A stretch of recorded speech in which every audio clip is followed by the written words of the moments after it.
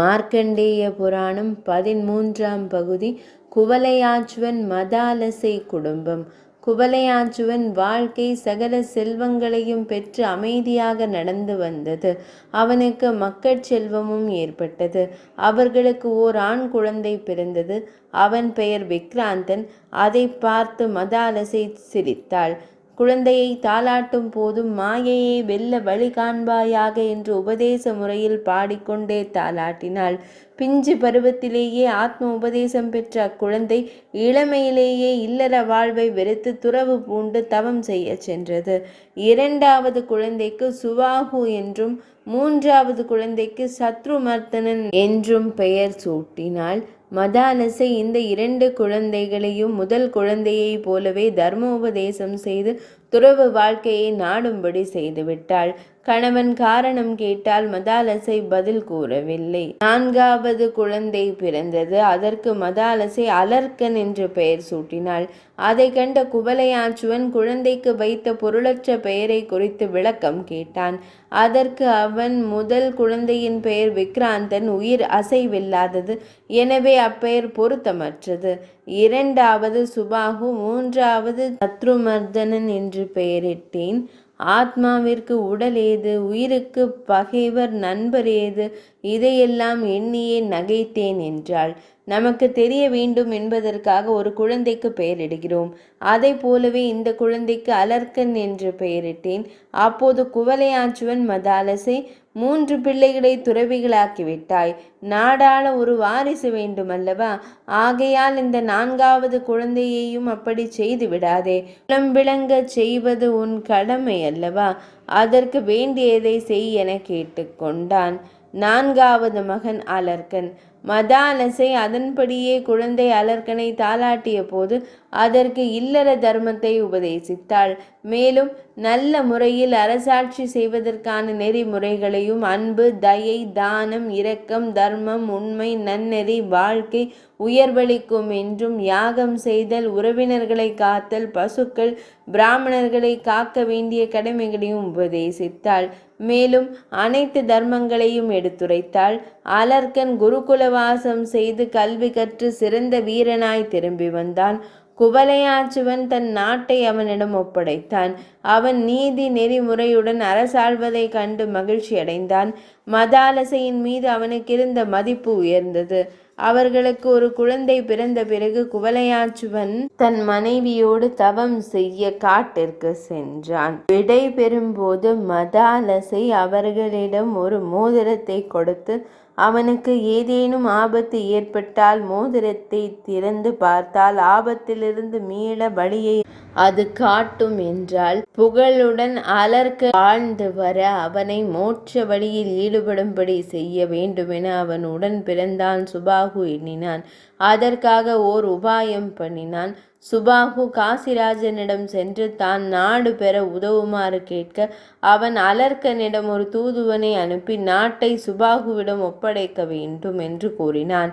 நாட்டை ஒப்படைக்க சம்மதித்த அலர்க்கன் தான் 3வது மனிதர் தலையீட்டை விரும்பவில்லை என்றும், சுபாகு வந்து கேட்டால் கொடுத்து விடுவதாகவும் தூதனிடம் கூறினான். இந்த பதிலை கேட்டு சுபாகு தான் யாரிடத்திலும் எதையும் யாசிக்க மாட்டேன் என்றும், வீரத்தாலே அரசை பெறுவதாகவும் கூறிட, காசிராஜன் படைகள் அலர்க்கன் நாட்டை முற்றுகையிட்டன. மக்களும் சுபாகுவை ஆதரித்தனர். இவ்வாறு திடீரென்று ஆபத்து நேர்ந்ததை உணர்ந்த அலர்க்கன் மதாலசை கொடுத்த மோதிரத்தை திறந்து பார்க்க, அதில் சேர்க்கையை விட முடியாவிட்டால் சாதுக்களுடன் சேர், இன்பத்தை விட முடியாவிட்டால் வீடு பேறு இன்பம் கொள் என்று எழுதியிருந்தது. அலர்க்கனும் தத்தாத்ரேயரும்.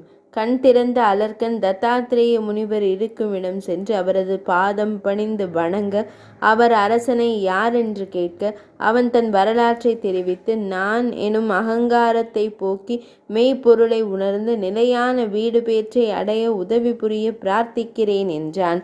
அப்போது தத்தாத்ரேயர், அலர்க்கா, பிறருக்கு உபதேசம் செய்ய தக்கவனான நீ என்னிடம் ஞானோபதேசம் பெற விரும்புகிறாய். உனக்கு இந்த ஞானம் எப்படி வந்தது என்று கூறு என கேட்டார். அதற்கு அலர்க்கன் நடந்தவற்றை கூறி, ஐம்புலன்களால் இழுக்கப்பட்டு ஓயாமல் அலைந்து கொண்டிருக்கும் மனதை ஒடுக்கி மெய்யறிவு பெற்று உய்யும் வழியை தனக்கு உபதேசிக்க வேண்டும் என்று கூறினான். அலர்க்கனுக்கு தத்தாத்ரேயர் ஆத்மா கடை தேரும் வழியை கூறினார். அரசே, ஞானமெனும் கத்தியால் மோகமெனும் மரத்தை வெட்டி வீழ்த்தி மோட்சக்கனியை பெற வேண்டும் என்றார். அலர்க்கன் மனம் ஒருமுகப்பட்டு ஒரு கண நேரமேனும் பிரம்மத்தில் லயிப்பதில்லை, எனக்கு எங்கே விடுதலை கிடைக்கும் என்று அவதி உறுவதாக கூறினான். யோகாபியாசம். அதற்கு தத்தாத்ரேயர் மனதை ஒருமுகப்படுத்த பயிற்சி அவசியம். பிராணாயாமத்தினால் மனதின் மாசு நீங்கி பரிசுத்தம் அடையும் என்றார்.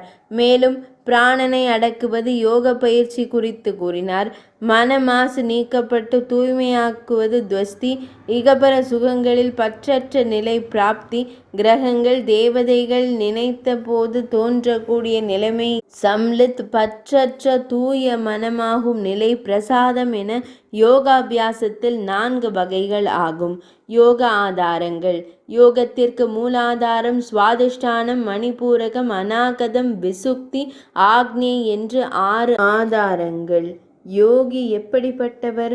யோகிக்கு வேத சாஸ்திர பொருள்கள் தாமே தோன்றும் நிலை பிரதியை என்றும், அவைகள் பொருளுடன் காதில் விழும் நிலை ஸ்ராவணம் என்றும், 8 வகை தேவகணங்களையும் தரிசிக்கும் நிலை தேவம் என்றும், அனைத்து ஆச்சாரியங்களையும் கைவிட்ட நிலை பிரம்மம் என்றும், மனம் தானாய் சுழலும் நிலை ஆவர்த்தம் என்றும் கூறப்படும். யோகி தானம் யாகம் அனுசரிப்பதில்லை, அஷ்டமா சித்திகளை பெற ஆசைப்படுவதில்லை. வேதத்தை விட யஜ்ஞமும், யஜ்ஞத்தை விட ஞானமும், ஞானத்தை விட தியானமும் சிறந்தவை. மரணத்தை முன்கூட்டி அறிதல். துருவ நட்சத்திரம் சுக்கிரன் விழிகளுக்கு தெரியாவிட்டால் ஓராண்டில் மரணம். கிரணங்கள் இன்றி சூரியன் விழிகளுக்கு தெரிந்தால் 11 மாதத்திலும், மல ஜலங்கள் சொர்ணமயமாய் கனவில் காணப்பட்டால் 10 மாதத்திலும், பூதம் பிரேதம் யாசகம் சொர்ணமயமான மரங்களை கனவில் கண்டால் 9 மாதத்திலும், பருமனானவன் திடீரென இளைத்தாலும், இளைத்தவன் திடீரென பருமனானாலும் 8 மாதத்திலும், சேற்றில் காலடி பாதியாக தெரிந்தால் 7 மாதத்திலும், தலையில் காக்கை கழுகு அமர்ந்தால் 6 மாதத்திலும், காக்கை அல்லது குருவி கூட்டம் தலைமையில் விழுந்தால் 5 மாதத்திலும், தனது நிழல் வேறாய் காணப்பட்டால் 4 மாதத்திலும், மேகமின்றி மின்னல் தோன்றினாலும், இரவில் வானவில் தோன்றினாலும், இரவில் வானவில் தெரிந்தாலும் 3 மாதத்திலும், கண்ணாடி அல்லது நீரின் தலையில்லாமல் நிழல் தெரிந்தால் 1 மாதத்திலும், உடலில் பிணவாடை வீசினால் 15 தினங்களிலும், நீராடியவுடன் உலர்ந்தாலும், பருகியவுடன் நாக்கு உலர்ந்தாலும் 10 தினங்களிலும், செவியை மூடிக்கொண்டால் உள்ளிருந்த ஒலி கேட்காத போதும் விரைவில் மரணம் ஏற்படும். உபதேசம் பெற்ற பலன். இத்தகைய உபதேசத்தை கேட்ட அலர்க்கன் மிகவும் மகிழ்ச்சி அடைந்தான். தங்களால் நான் பிறவி பயனை அடைந்தேன், இதைவிட சிறந்த பேறு வேறு எதுவும் இல்லை என்று கூறி வணங்கி ஆசி பெற்று தன் நாடு திரும்பினான். அவன் அண்ணன் சுபாகுவையும் காசிராஜனையும் கண்டு வணங்கி நாட்டை அவர்களையே எடுத்து கொள்ளுமாறும் தனக்கு எதுவும் வேண்டாம் என்றும் கூற, அவர்கள் அலர்க்கனிடம் எதிர்த்து போர் செய், வென்றால் நாடு, வீழ்ந்தால் வீர சொர்க்கம் என்று பரிகாசப்படுத்தினர். அதற்கு அவர்களால் நான் மேலான ஆத்ம சாம்ராஜ்யத்தை அடைய வழி தெரிந்து கொண்டதாகவும் இனி எதுவும் தேவையில்லை என்றும் கூறினான். அது கேட்ட சுபாகு மகிழ்ச்சி கொண்டு தம்பியை தழுவிக்கொண்டு, தான் வந்த காரியம் முடிந்தது என காசிராஜன் வியப்படைந்து தனக்கும் அவ்வாறே உபதேசம் செய்யுமாறு சுபாகுவை வேண்டினான். பின்னர் அலர்க்கன் தன் மகனுக்கு பட்டம் கட்டிவிட்டு தமையனோடு தானும் சேர்ந்து தவம் செய்து முக்தி அடைந்தான். இவ்வாறு பிராமண குமாரன் தன் தந்தைக்கு கூற, அதை கேட்டு அந்த பிராமணனும் மனம் தெளிவுற்று வனம் சென்று தவம் செய்து தக்க காலத்தில் இருவரும் முக்தி அடைந்தார்கள். விந்திய மலைப்பகுதியில் குகையில் வசித்து வந்த 4 பறவைகளும் இந்த அரிய கதைகளை ஜெய்மினி முனிவருக்கு கூறின. 13ஆம் பகுதி இனிதே நிறைவடைந்தது.